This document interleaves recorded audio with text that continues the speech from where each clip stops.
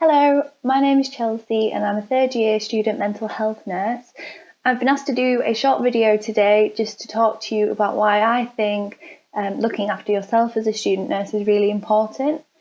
So I'm going to share with you my story and I'm going to compare it to a theory that I came across recently whilst doing my dissertation about managing transitions by William Bridges, because I hope that by reflecting on my story and showing you how I hope it will apply to my future as a registered nurse, it might help you to do the same. So going back about a year ago, I was enjoying a rare, relaxing day off, and later that night I was really sleepy. That was nothing new. I fell asleep walking up the stairs and I fell asleep brushing my teeth, but to me that was nothing unusual. And then my arms started jerking when I was in bed, and then my legs started jerking quite violently. And my husband asked me what was wrong, and I just couldn't get my words out. My words came out garbled. It was like I was a toddler.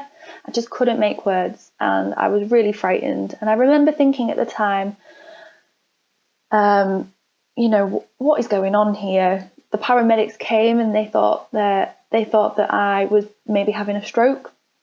And I just remember thinking, all I want to do is tell everybody how much I love them. I don't care about assignments. I don't care about exams. I just want people to know how much they mean to me.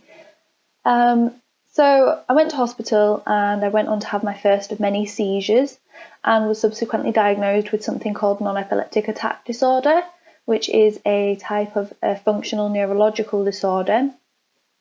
My neurologist explained to me that it was possible for me to continue on my path to being a registered nurse, but I needed to make some changes to my lifestyle.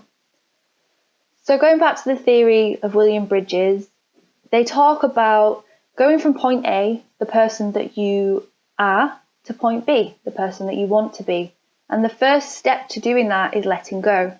And for me, that was letting go of my old ways of late nights, pushing myself to the max every time, putting everything else first before my own physical and mental health. And letting go of my perfectionist standards of setting myself up to fail every time because I set my standards too high.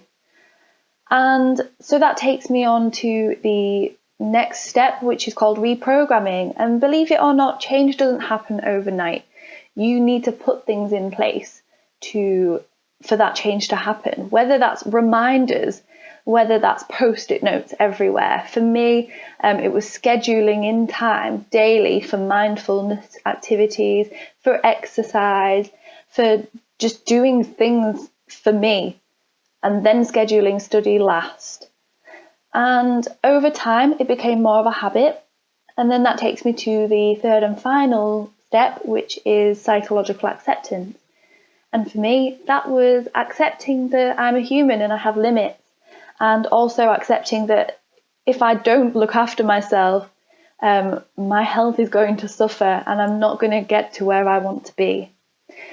So the reason that I'm telling you this today is because I want to show that no matter what you've gone through, no matter how difficult the road ahead may seem, things can improve, but you do have to look after yourself. You have to put yourself first. Your physical health and your mental health are so important as a student nurse so that you can go on and you can thrive and you can look after other people. So thank you for listening to my story today, and take care.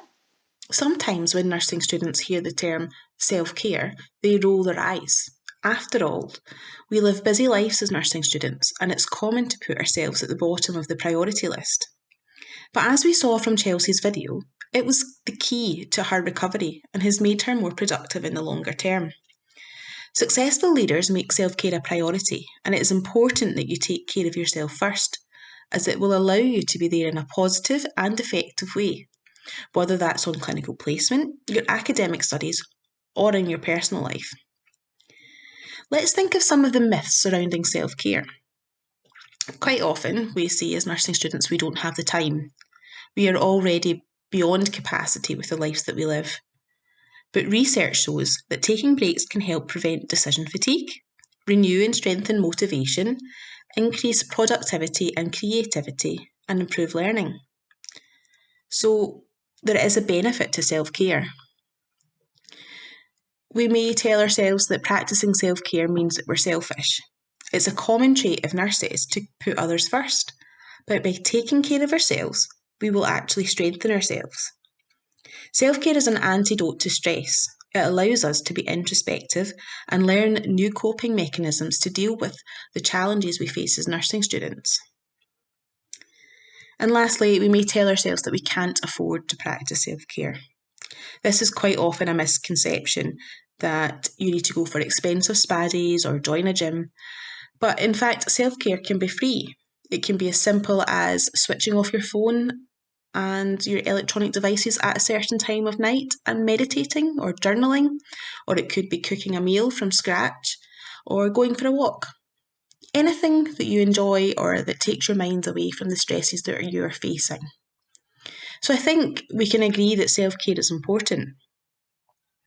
Since you have started your nursing degree, what habits or routines have you established for yourself to enable success?